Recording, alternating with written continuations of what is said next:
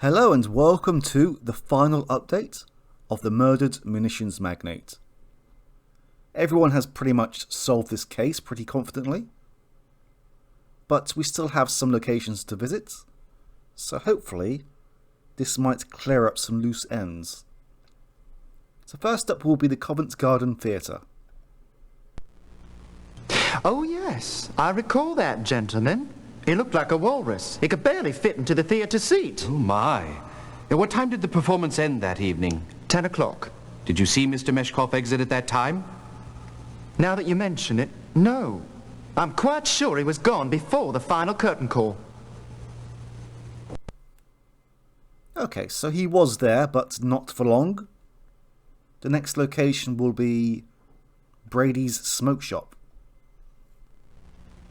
That's a Burns and Hill Imperial. You're not considering it, are you? Why do you ask? It's just that this is a very expensive blend of Turkish and Virginia tobaccos. Very strong, yet very smooth.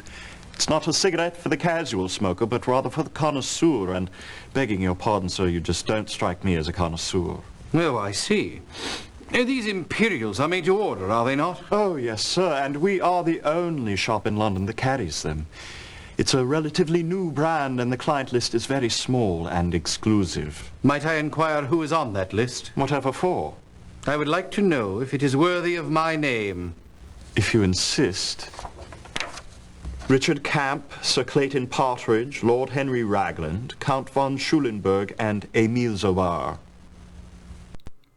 Wow, Watson. Apart from Partridge, there were some very familiar names on that list. Now we're going to visit our old friend Disraeli O'Brien. I am afraid that none of the principals in your case have ever had any brush with the law. I guess you could say that's fortunate for them, but unfortunate for you. Okay, let's go and pay von Schulenburg a visit. Would you care for one, Mr. Holmes? Burns and Hill Imperials. Quite good. No, thank you. I am loyal to my pipe. I doubt that I can shed any light on the murder of Mr. Allen. Were you aware that the Grant Arms Company was developing a new weapon for the British government? I knew of such a weapon, yes, but not of any of the details concerning it. I'm curious, Count.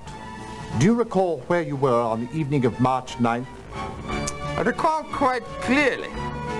My wife and I were at the home of Hector Del Guerra, military attaché to the Spanish government. Okay. I wonder where he got his cigarettes. But it confirms his alibi for 8:30. And I doubt he would have had enough time to kill Allen and then catch a cab to the Del Guerras. So I think we can safely say he is off the list of suspects. The last location that we will send the detectives to is Simpson's Cigar Divan. What can I do for you, sir? I was wondering if you could identify this for me. I believe it's a cigarette butt, mate. I'm aware of that, sir. Rather, I wanted to inquire as to the brand. Oh, well, that'd be the Burns and Hill New Imperial cigarette. Would you happen to know anyone who smokes them? Matter of fact, I do. Zobar, Emile Zobar, French chap, wicked gamesman. Every Friday night at 8:30 sharp, he's been drubbing my poor son Alfie in chess. At least that confirms Zobar's alibi. Now we're going to send the irregulars on a little mission before we finish. Okay, well, I believe we have learnt all that we can learn, so let's take this straight to the judge. Hear ye, hear ye. The Queen's Court stands in order. So it's you again. Well, it's always a pleasure to have this court graced with your presence. So I see you're here to solve the murder of Courtney Allen. Weren't satisfied with Scotland Yard's robbery theory, I see? All right, then. Who murdered Courtney Allen? Remember, you're to choose from either your notebook or the directory. Kibiyasu, I hope I pronounced that correctly guessed that the murderer is Lord Ragland. How right you are! Good work! Now, tell the court, if you will, why Courtney Allen was murdered. Well, affair or not, we did not discover it, and I don't believe Ragland would actually care. Some of these are quite silly, but we already know that Philip Marlowe was going to take over anyway. But yes, it's because Allen had learnt of Lord Ragland's plan to sell the gun to a foreign power. Good show. Now tell me, what was the significance of Special Project SP-10? And we already know this. It is a new naval gun. By George, I think you've got it. Now tell us, if you can, what transpired at Spaniard's Inn.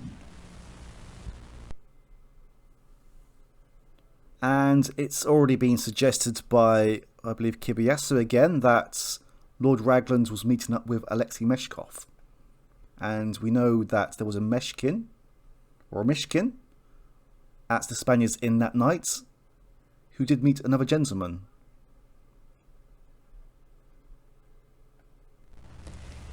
Yes, you've got it. Now tell us, what was Richard Camp actually doing during his numerous visits to the French embassy? This has already been confirmed by Zobar. He was visiting his fiancée. Fine detective work. Now for your final question. A cigarette was found at the scene of the crime. Why, pray tell, was it pinched evenly all around? And the only logical answer here is that it was smoked through a cigarette holder, which fits in with Ragland being the murderer. What? A cigarette to force the lock? No. Excellent job. You've solved the case to my satisfaction. Court is recessed. Until the next time, of course.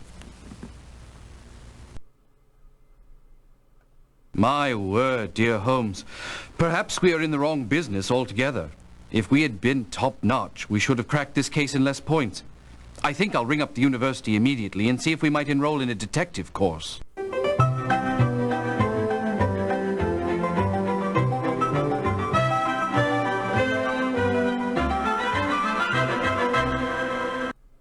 I actually think that everyone did rather well. I mean, not rather, everyone did really well. But they expect you to solve this case in 6 moves. Which again, I think is just a little bit ridiculous, but these are the rules, I suppose. Let's go and listen to Holmes' solution. Lord Ragland? Most shocking, isn't it? I must commend you for following your instincts, Mr. Allen. Because you doubted Scotland Yard's original findings regarding your brother's death, we were able to catch the murderer. But tell me, Mr. Holmes, how did you solve this case? In the first place, I found it unlikely that a common criminal would have overlooked a valuable gold ring.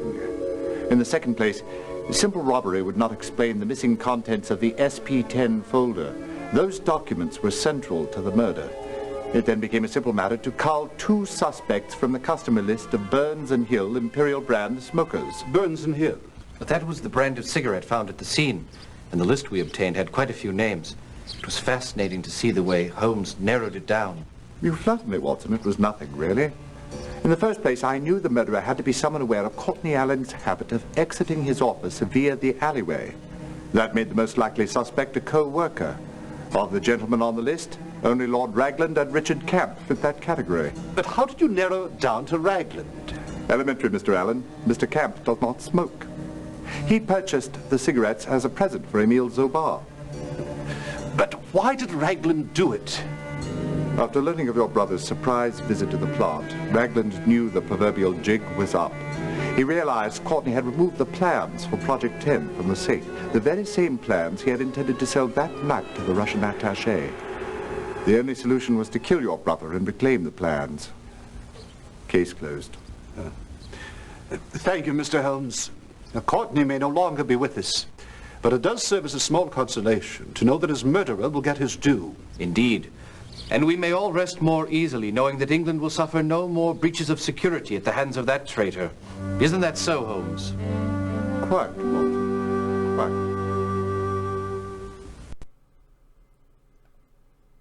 And there we have it. I will be back soon with the next case. There are 3 more left. And for now, I will leave it here. Thank you for watching. I'll see you again soon. Take care. Bye-bye.